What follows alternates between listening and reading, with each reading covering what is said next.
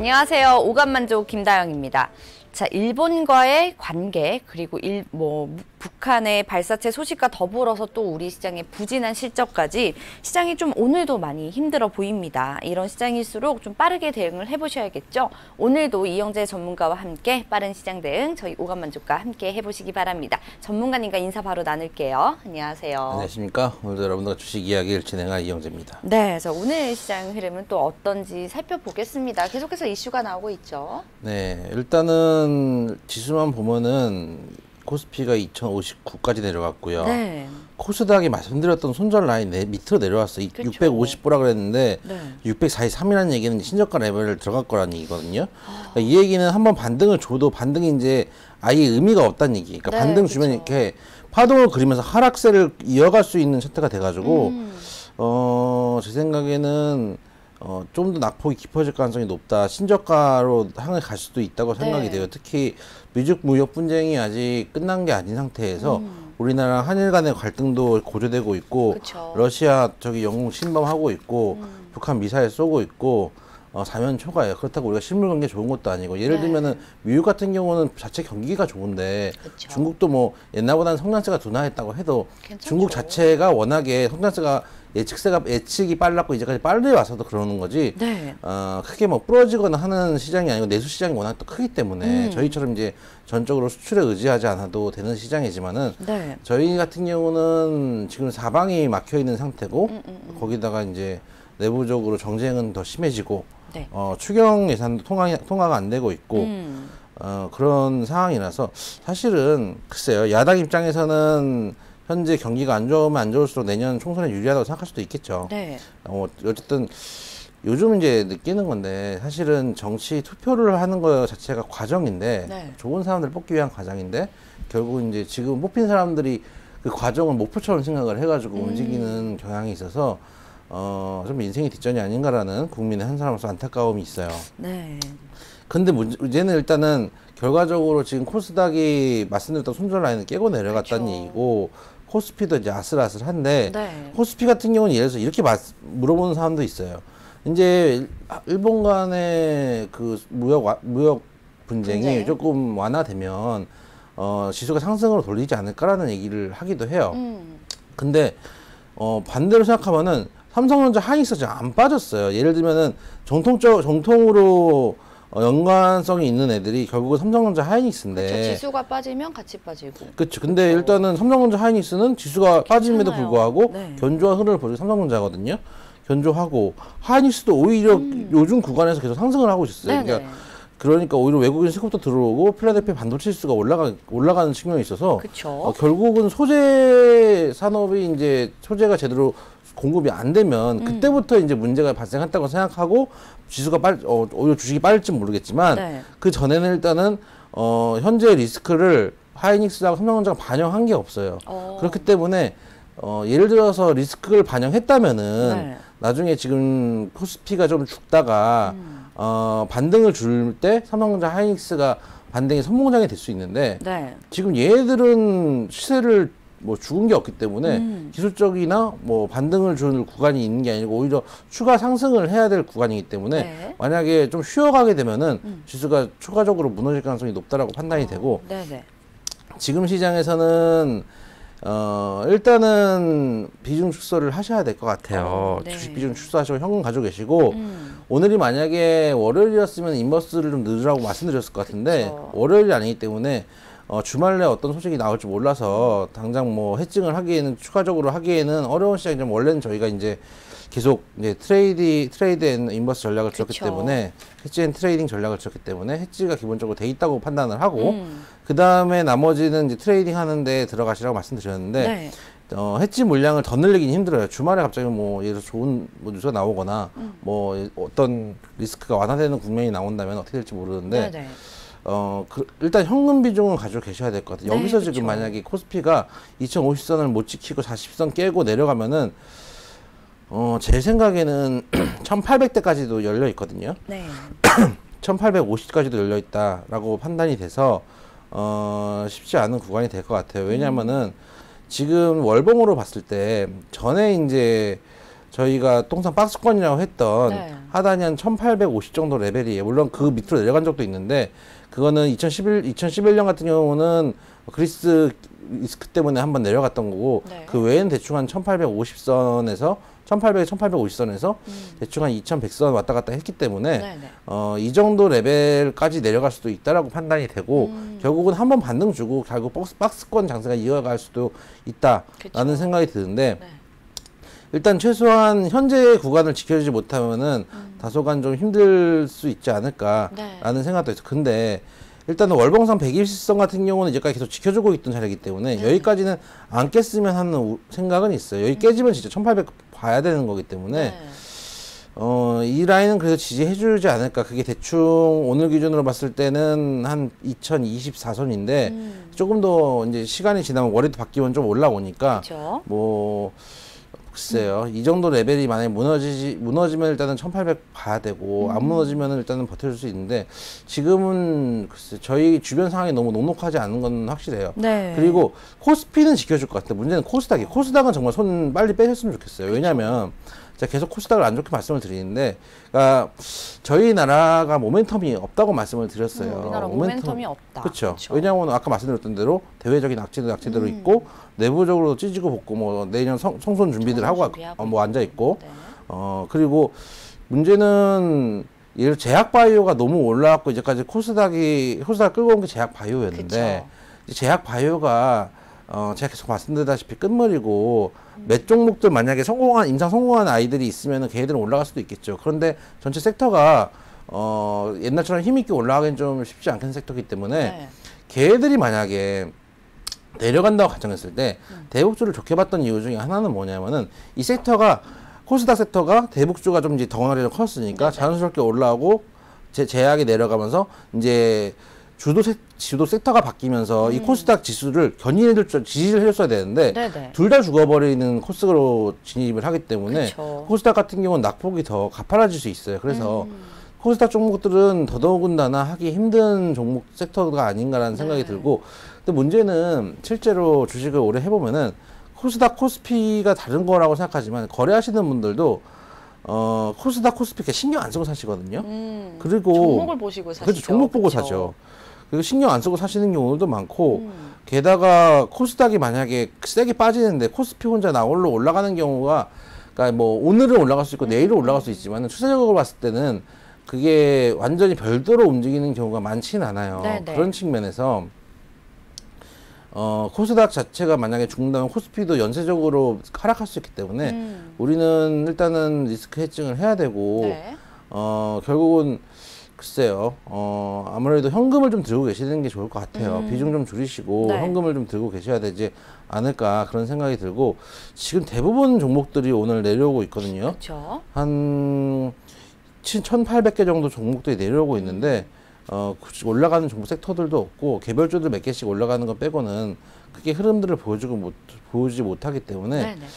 지금은 거래하기 좀 힘든 때예요. 힘든 때고 네이버가 어제부터 좀 올라갔는데 네. 지난번에도 저희가 네이버 카카오 할 때 네이버가 자리가 좋고 카카오가 이제 너무 많이 올라갔다고 했는데 네이버가 좀 힘 있는 상승을 보여주고 있네요. 그쵸. 그래도 갈로는 가는 시장이었으면 좋겠는데 네. 문제는 섹터가 안 좋기 때문에 추가적으로 상승하기는 좀 힘들지 않을까. 그래서 결국 요는 뭐냐면 이제 현금 비중 좀 갖고 계시란 말씀을 드리고 네. 싶어요. 일단 말씀드렸던 코스닥에서 손절 라인이 일단은 오늘 장 후반에 물론 말아 올릴 수도 있어요. 말아 올릴 수도 있는데 현재 시점에서는 일단은 밀고 내려왔고 이게 예를 들면은 손절 라인을 완전히 굳건하게 지켜주는 거랑 한번 찍고 내려가고 찍고 내려갔던 건 달라요. 그러니까 밑에서 손절 라인이라는 건 이제 지지 라인이라는 걸 생각하는 거는 여기에 이제 매수세가 있다고 생각을 하고 이쪽 오면 사람들이 매수세가 들어온다고 생각을 하는데 네네. 이게 한번 내려오면 매수세가 한번 들어왔잖아요. 예를 들어서 사람들이 이쪽 되면 사야지 하고 들어왔는데 다시 또 내려갔어요. 그러면은 한 번 들어왔던 매수세가 있기 때문에 이 자리에 다시 내려왔을 때 다시 매수세가 들어오기가 힘든 거예요. 왜냐면 한 번 이미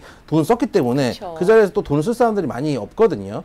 그런 측면에서 계속적으로 글쎄 만약에 지금 레벨에서 더 부러진다면 정말 힘들지 않을까 하는 생각이 들고 우리나라 그리고 제가 예전부터 계속 말씀드렸던 게 대북 좀 오늘 좋게 말씀드리면서 미사일만 안 된다라고 말씀드렸던 게 맞아요.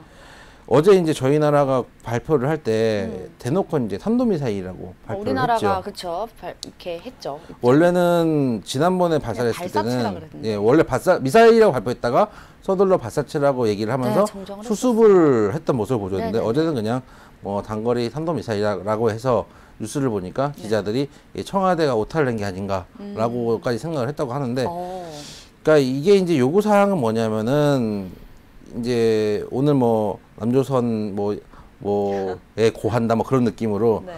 아유 또 비속어 나가고 남조선 하면 왜 이렇게 그 뒤에 비속어가 약간 섞이려 그러는지 근데 네. 그 얘기는 뭐냐 하면 우리나라 이제 합동훈련 하지 말라는 얘기인데 차라리 실무 협상을 통해 가지고 합동훈련 너희들을 안 한다고 했지 않냐라고 뭐 해서 조율을 했으면 모르겠는데 미사일을 쏜 다음에는 이제 합동훈련을 취소할 수가 없거든요. 여기서 취소를 할 수는 없어요.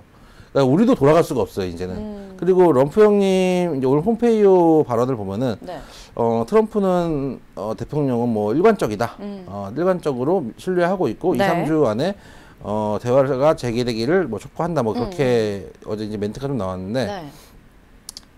럼프 형 입장에서 할 말 없는 거죠. 여기서 뭔 말을 하겠어요. 그러니까 정말 네. 어제 말씀드렸던 대로 예를 들면은 북한도 간을 본 거죠. 원래는 진짜로 미국하고 어느 정도 내줄 거 내주고 협상을 좀 해서 네. 미국하고 이제 아무래도 우리나라하고 소위 말하는 친미 국가고 그렇죠.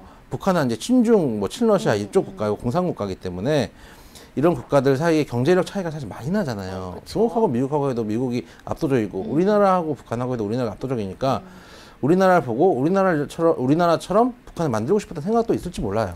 그래서 미국하고 어느 정도 손을 좀 잡을 생각이 있었는데 오히려 이 관계를 가지고 중국과 러시아를 하고의 친분을 높여가면서 어떻게 보면은 러시아하고 중국 입장에서 북한은 뭐 보이지 않는 동생이죠.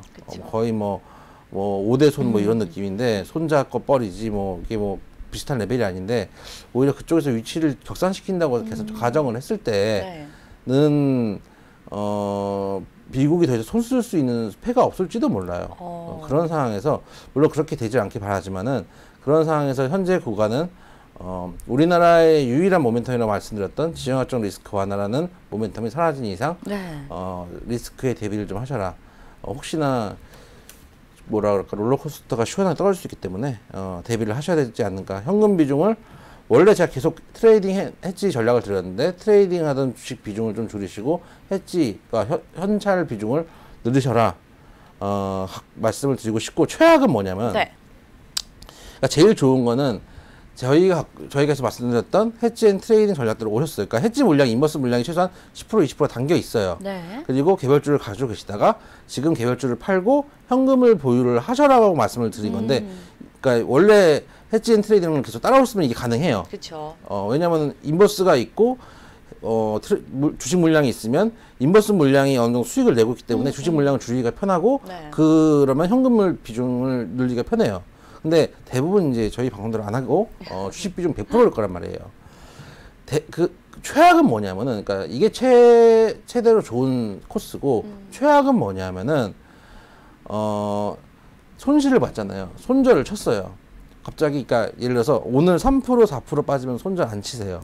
5% 6% 빠져도 손절 안 치세요. 근데 한 6% 정도 되면은 갑자기 호가창이 풀리거든요. 나락 풀릴 때 있어요. 한 8, 9%까지 몇 초 만에 막 3, 4%씩 뚝뚝 빠질 때 그때 겁먹어서 매도를 치세요. 그 다음에 물론 또 반등을 주죠. 항상 반등을 또 더 빠지기도 하는데 매도를 치신 다음에 그 다음에 수습하시겠다고 다른 종목 들어가시는 게 최악이에요.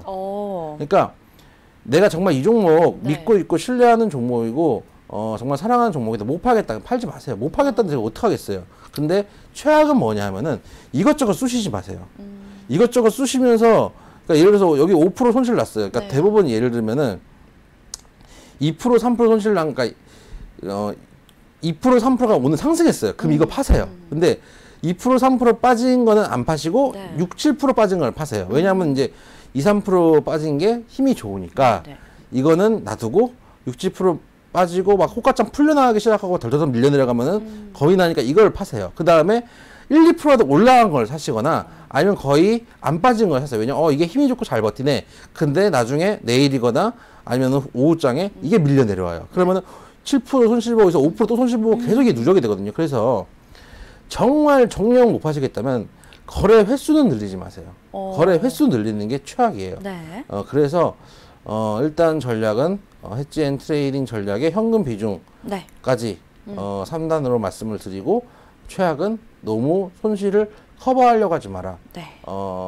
매매가 꼬이면 쉬는 것도 방법이고 이게 예를 들어서 제가 이 과거를 돌이켜 봤을 때 네. 차트를 한번 보시면은 제가 2008년에 주식할 때 이 수습을 해보려고 해본 적이 있단 말이에요. 네. 근데 결국은 2008년에 코스닥이네요. 코스피를 봐야죠. 그 당시에 코스피가 한장 거래했으니까 네. 2008년에 2100선에서 892선까지 내려온 적이 있었거든요. 사실은 이까지 내려올 거라 생각 안 했어요. 그 당시에는 지금 아까 제가 120선 말씀드렸는데 네네. 그 당시에는 20선 정도 지켜주면은 월봉상 20선 정도 지켜주면은 계속 지켜줘 왔으니까 뭐 여기 정도는 지켜주겠지 뭐 이러던 시절이에요. 네네. 그런 다음에 막 여기다 선 더 긋고 막 30, 뭐 40 꺾으면서 뭐 그러던 시절인데 60선까지 다 깨고 내려왔어요. 네. 결국은 그 얘기는 뭐냐면은 한번 부서지면 어떻게 부서질지 모르거든요. 물론 지금 이렇게 부서지라는 법은 없겠지만 그 당시에는 세계 경제 위기였고 네. 이번에는 저희 이제 개별적인 위기인데 근데 저희가 지금 얘기하는 게 우리나라 주식을 지금 얘기하고 있잖아요. 그쵸. 그러니까 꼭 예를 들어서 세계적인 위기가 아니라고 우리 시장에 덜 리스크화 되지 않을지도 몰라요. 그렇기 때문에 정말 오히려 반대로 2008년 정말 하반까지 내려와가지고 이때 사셨던 분들은 정말 돈 벌기 쉬웠어요. 근데 최악은 뭐냐면은 정말 난 못 팔겠다면 이 자리에서도 못 팔겠다 하면은 네. 그냥 이거 들고 있으면 나중에 거의 또 본절 오거든요. 근데 문제는 계속 거래를 하셔가지고 손실을 키워가지고 나중에는 반등할 수 있는 물량조차도 없을 때 예를 들어서 내가 100주를 갖고 있어 A라는 주식을 100주를 갖고 있었는데 계속 거래하다가 정말 다 빠졌어요. 정말 한 600선까지 왔어요. 네. 그랬더니 와 나는 지금은 사야 되겠다 라고 했는데 옛날엔 100주가 지금은 털릴 만큼 털려도 50주밖에 못 사는 거예요. 반등 시에는 가지고 있는 물량이 줄어들잖아요. 네. 그러니까 최악은 거래가 늘어나는 거다라고 말씀을 좀 드리고 매매가 꼬이면 쉬시는 것도 방법이다 네. 라는 말씀을 좀 드리고 싶어요. 네. 지금 시장은 굉장히 리스크에 취약해 보이는 시장이거든요. 그래서 보유하신 주식은 좀 비중을 줄이시고 현금 확보를 우선시하시는 시장 대응 방법을 좀 세워보시기 바랍니다. 시장 이야기까지 나눠봤고요. 자, 오늘은 이영재 전문가가 수산물 관련주를 준비를 해주셨어요. 먹거리 관련주죠. 네. 지난번에 너무 재밌게 방송을 해서 오늘 또 준비를 해주신 건가요? 제가 오늘은 뉴스를 제가 이제 일주일에 2번밖에 안 하니까 사실 네. 제가 이제 뉴스를 말씀드리는 것 중에서는 이번 주에 나온 뉴스 중에서 관심 가는 뉴스들 하나씩 뽑아서 네. 말씀을 좀 드리려고 하는 건데 오늘은 그 3일 전인가 나온 뉴스인데 네. 도쿄 올림픽 365일 이러면서 맞아요. 나왔던 기사예요. 네. 그게 이제 뭐냐면 도쿄에서 이제 올림픽이 열리잖아요. 하계 올림픽이 열리는데 사실 후쿠시마에서 원전이 터진 지가 얼마 안 됐죠. 네, 그래서 그쵸. 그럼에도 불구하고 도쿄에서 올림픽을 열 수 있다고 생각하는 발상을 했던 IOC 의원들도 사실은 반성해야 돼. 이거 뭔가 있는 거예요. 계좌 다 조사해야 돼요. 근데 일단은 후쿠시마에서 만든 농수산물을 선수촌 식당에도 공급하기로 했다. 네. 라는 얘기가 있어요. 실제로 지금 저희가 이제 WTO하고 한번 붙었죠. 그렇죠. 그래서 사실 저도 최근에 참치를 좀 안 먹습니다.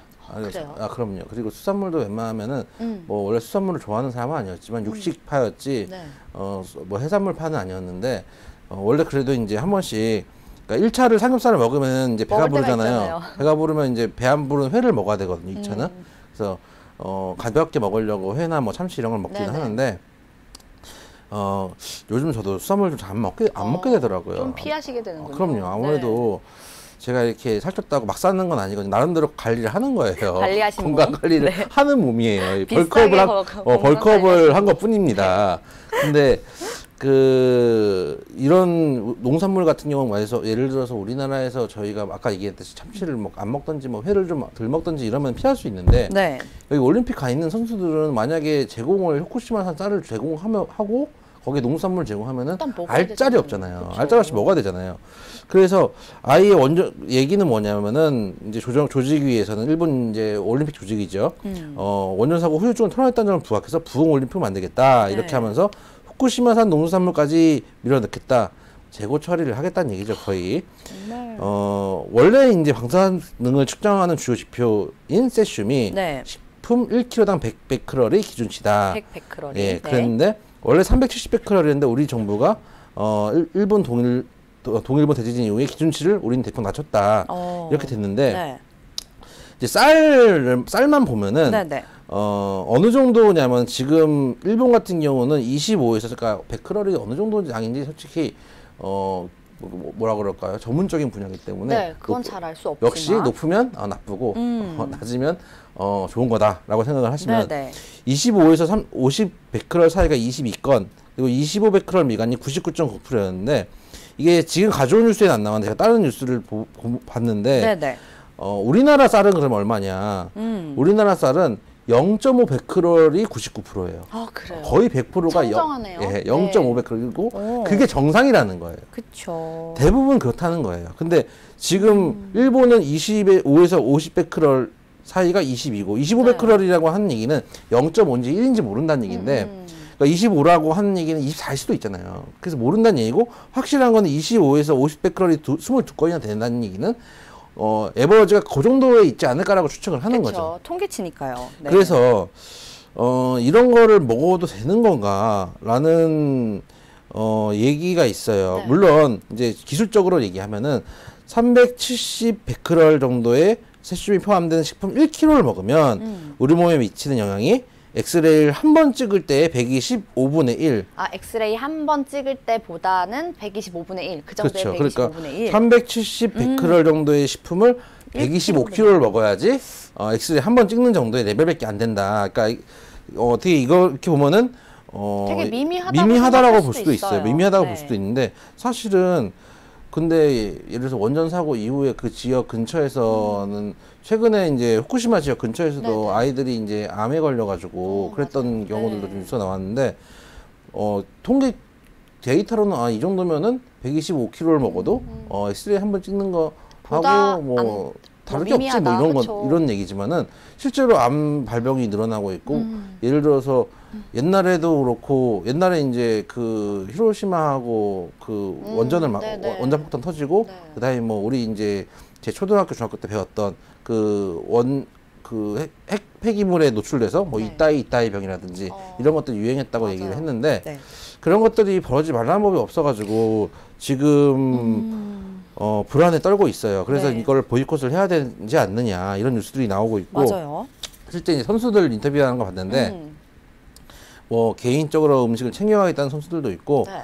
자기는 가는데 뭐 가족들을 부르긴 좀 그렇더라 뭐 이런 얘기도 있고 특히 이제 대부분 선수들이 젊으니까 네. 와이프가 뭐 임신 중인 사람들도 있고 뭐 그런 사람들도 있잖아요. 또 애가 어린 사람들도 그쵸. 있고 그런 사람들 안 부를 생각이다 뭐 이런 얘기들도 있어요. 근데도 불구하고 그 정도로 위험하다는 얘기인데요, 사실은. 그쵸? 위험한지 아닌지는 전문가도 잘 모르겠다는 거예요. 그러니까 모르겠다는 말이 굉장히 위험한 말 그쵸. 같은 거예요. 모르겠다는 게 더 그러니까 위험한 차라리 말이고. 위험하니까 하지 마세요가 아니고 저희도 잘 모르겠어요잖아요. 그렇죠. 네. 그래서 이런 부분에 있어서 네. 오히려 예를 들어서 글쎄요. 저 같은 경우는 그러니까 그런 얘기들이 나오는데 고위코스를 하는 게 어떠냐라는 얘기하는 사람들도 있어요. 네네. 근데 저는 그거는 예를 들어서 만약에 내가 운동선수 입장이라면은 지금 몇 년 동안 노력을 피땀을 흘려가지고 했는데 네. 국대가 됐는데 나는 네네. 방사능 쌀을 먹을 수 있다.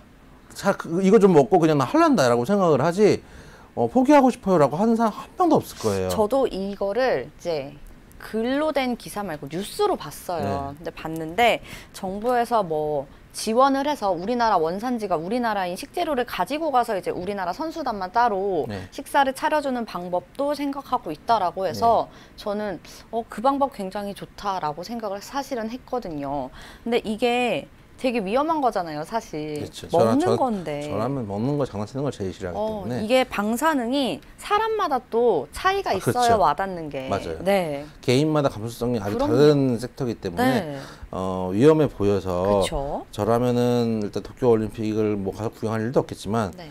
지금 좀 일본 맥주도 안 먹는 그쵸. 팔자에 무슨 일본을 가겠습니까? 많은 뻔뻔스럽게도 이렇게 우리 후쿠시마 지원 농수산 그러니까 오히려 이게 결과는 네. 가난한 나라의 아프리카 뭐 이런 데서 오시는 선수들만 먹게 되겠죠. 네. 그리고 우리나라에서도 우리나라 모르겠어요. 뉴스에서도 아까 말씀하셨던 대로 우리나라에서 선수단에 우리나라 식재료 제공하겠다고 하지만 저는 뭐 우리나라 스포츠 협회를 믿지 않기 때문에 네, 이제 그게 결정이 돼야지 진짜 하는 거니까요. 결정이 돼도 아이고 떨어졌네. 공수를 못 해가지고 그러면서 후쿠시마 쌀 사가지고 우리나라 그 스포츠 협회들 그렇게 할 수 있는 사람들이기 때문에 저는 우리나라 스포츠 협회를 믿지 않습니다. 그래서 네. 이런 뉴스를 보다가 생각난 게 그러면은 요즘 수산 네. 물 회사들 주식들 한번 좀 봐보자라고 생각을 해서 네. 오늘 동원수산부터 조금 얘기를 해볼까 싶어요. 아주 아이디어가 퐁퐁 이제, 샘솟으셨네요. 이제는 그 종목 상담을 저희가 이제 1대1로 받지 않기 때문에 그쵸. 이제는 생각나는 그 지난번에 이제 저희 앵커님이 아이디어를 주셔가지고 네. 좀 고민하고 있어요. 아, 그래요?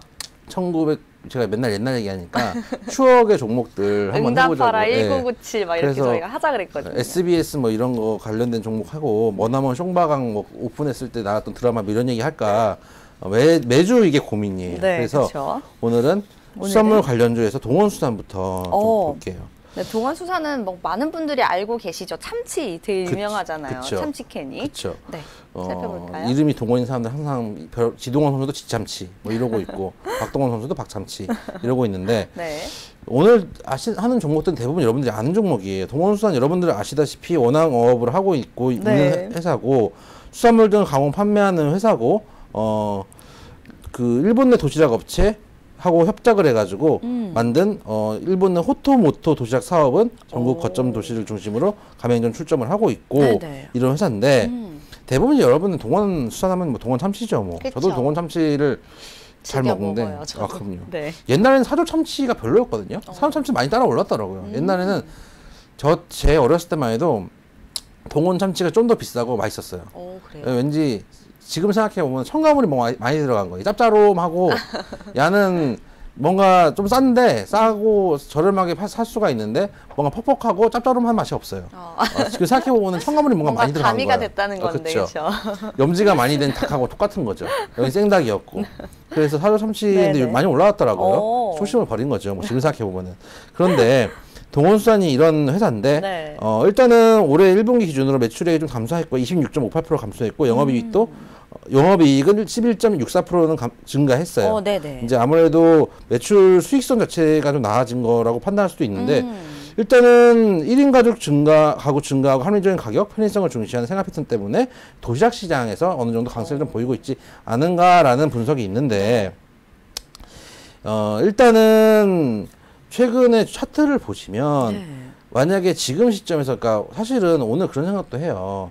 종목 얘기를 하는 게 의미가 있나라는 생각은 하는데 왜냐면 시장이 안 좋은데 종목을 뭐 그 아무리 좋은 종목이라도 시장이 안 좋으면 버틸 수가 없거든요. 근데 종목을 얘기하는 게 맞는가라는 생각이 들기도 하는데 심지어 동원수산은 오늘 자리는 전에 10월달 저점까지 깨고 내려온 자리예요. 이거 거의 신저가 레벨이거든요. 거기다가 이 갭으로 깨가지고 양봉으로 돌려올린 자리가 아니고 오늘 같은 경우는 어제보다 오늘 약간 어제 이제 저가보다 높이 시작했는데 한 시가가 0.25% 마이너스 시작했지만 그대로 밀고 내려온 자리고 기술적으로 볼린저 밴드 하단을 밀고 내려가서 이제 어떻게 보면 하락 가속구간에 들어간 자리이기 때문에 동원수산 지금 구간에서 만약 관심 있으신 분들이 있으면 장이 조금 안정되는 걸 보고 들어오시는 게 좋지 않을까 그렇게 좀 생각이 되네요. 지금 뭐 진입할 때는 아니고 만약에 이제 뭐 수산물 관련 뉴스를 보시고 나 수산물 관련주 우리나라 걸 사면은 그러면은 상대적으로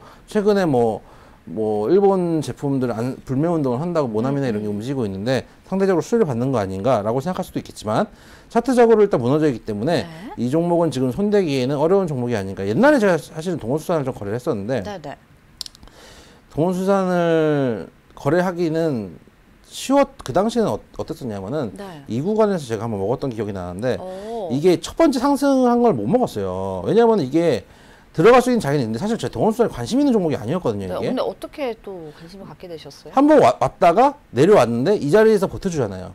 그러면 한 번 더 갈 수도 있겠, 쌍봉은 만들 수 있겠지 하고 들어간 거예요. 쌍봉 만들어줬길래 잽싸게 텄죠. 네. 며칠 상간에 한 번 먹었으면 됐지 더 이상은 없다.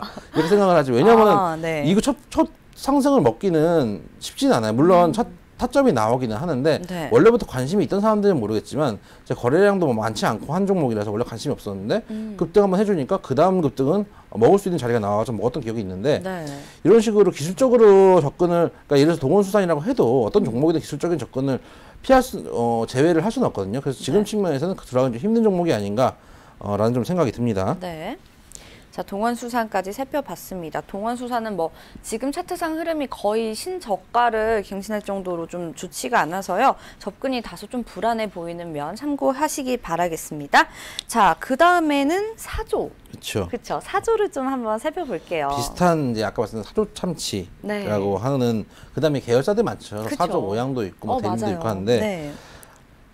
이제 주로 하는 건 역시 마찬가지로 원양 어사업을 모태로 해서 수산업, 식품 제조업, 네. 도소매업, 도축장을 통한 도축업, 식육 가공업 등 종합식품 기업, 그리고 계열사를 통해서 원양, 수산, 축산 등 1차 산업을 수평 계열화로 영향력 강화, 네. 기타 등등 이런 사업들하고 골프장도 해요. 골프장도 종속회사를 통해서 하고 있는데 그렇죠. 매출액은 6.59% 증가했고, 확실히 매출액이 아까 이제 동원수산은 올해 1분기 기준으로 좀 감소를 했는데 네. 매출액은 좀 증가를 한 걸 보면, 여기는 이제 증가를 한 걸 보면은 확실히 사조가 참치가 맛이 소비자들의 입맛은 정확하다라는 생각이 들어요. 네네. 그럼에도 불구하고 지금 주가 차트를 보시면 차트를 보시면 진짜 지속 하락 구간이에요. 끝없는 하락이에요. 네. 그러니까 동원수산 같은 경우는 아까 제가 뭐 잠깐 먹고 나왔다고 얘기했는데 이거 먹고 나올 구간도 시원치가 않아요.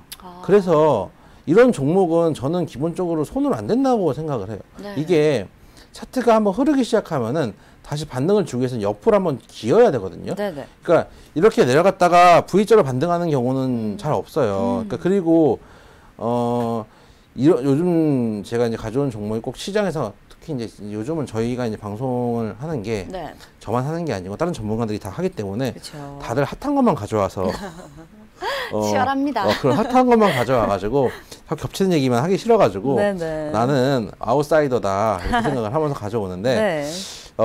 일단은 여러분들 관심사에도 멀어진 섹터예요, 사실. 그렇기 때문에 이게 갑자기 급등을 하기는 쉽지 않아요. 오히려 아까 동원수산 같이 한번 급등을 주면은 주고 조정을 줬을 때 타점을 잡는 게 차라리 낫지, 급등도 하지 않고 예를 들어서 뭐 모멘텀도 어느 상태에서 밀려 내려간다.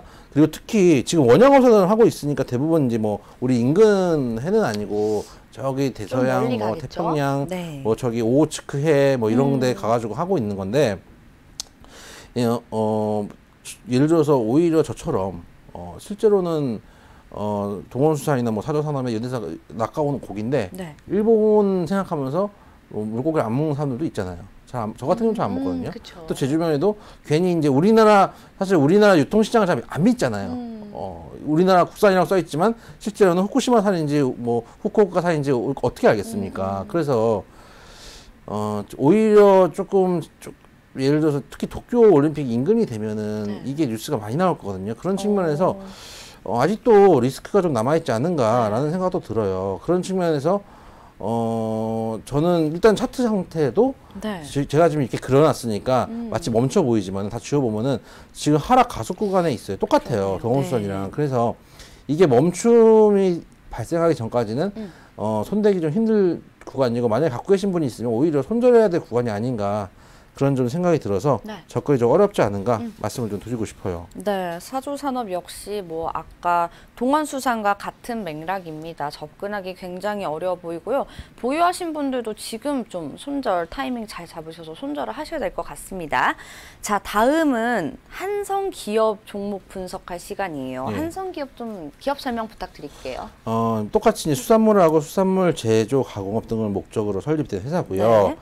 이제 해외, 그다음에 식품, 기타 임대업 부분으로 구성돼 있는 사업을 하는 데고, 네네. 여기도 이제 여러분들 아시는 게 이제 게맛살 크래미, 특히 크래미를 한성 거는 크래미를 많이 드시더라고요. 이제 동원하면 여러분들 이제 동원 참치, 사조도 사조 참치, 사조 이제 오양맛살, 아, 맞아요. 오양맛살, 맛살.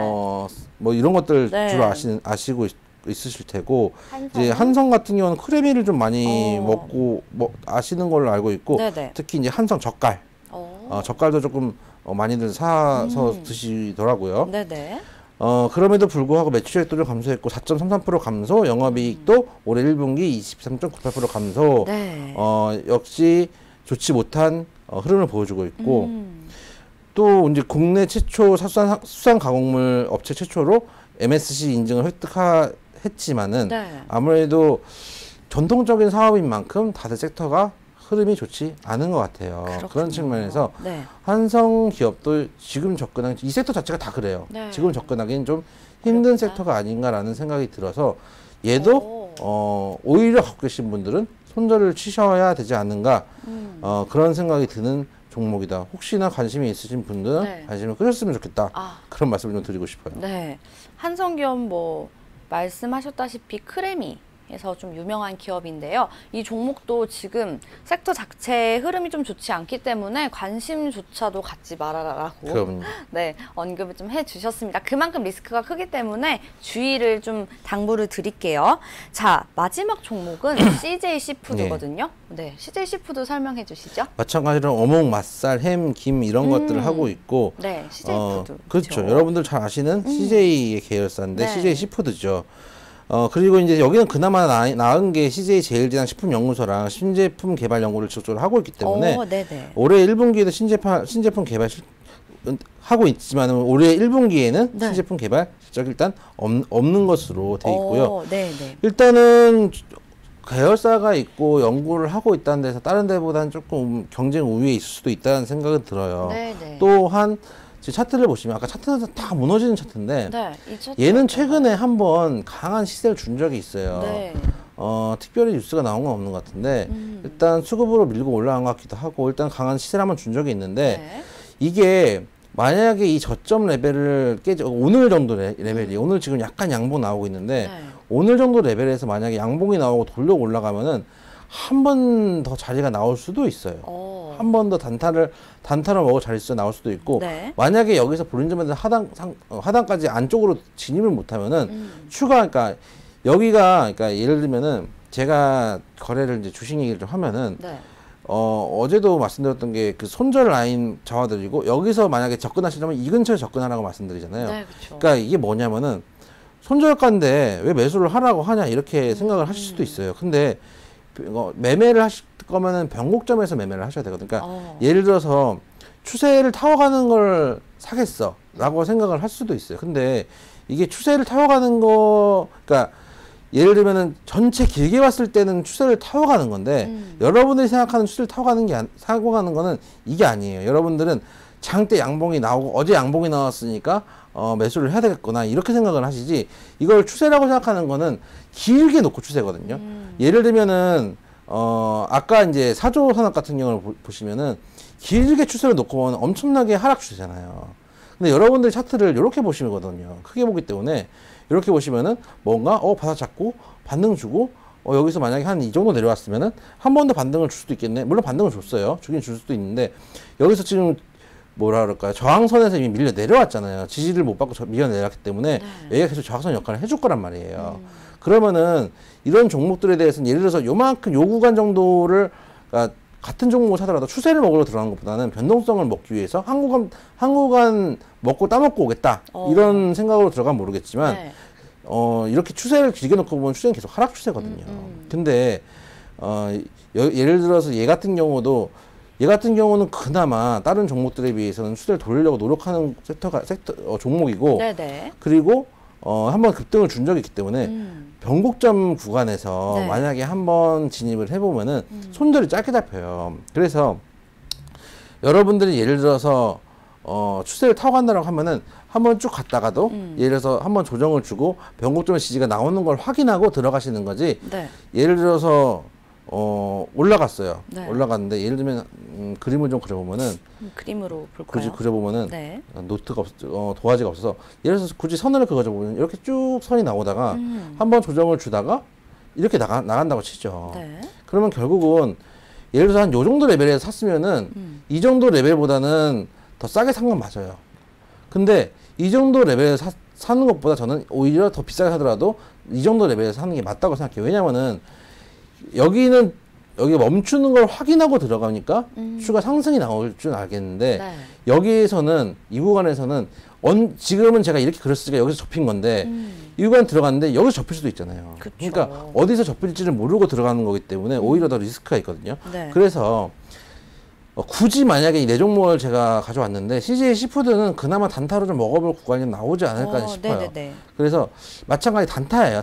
단타로 먹을 만한 구간이 나올 수는 있지 않을까 생각이 들어서 지금 장대 악몽 줬던 그 시초가 레벨이기 때문에 이 구간에 한번 들어갔다가 만약에 내일 음봉이 나오거나 오늘 장후반에 밀린다 그러면 바로 한 2~3% 안에 손절 이렇게 대응을 하시면은 그나마 먹을 수 있는 구간이 나온다라고 생각이 되지만 네. 사실 오늘 서두에 말씀드렸다시피 요즘은 좀 현금 보유를 굳이 종목 상담을 해야 되니 말씀을 드리는 거지만 네네.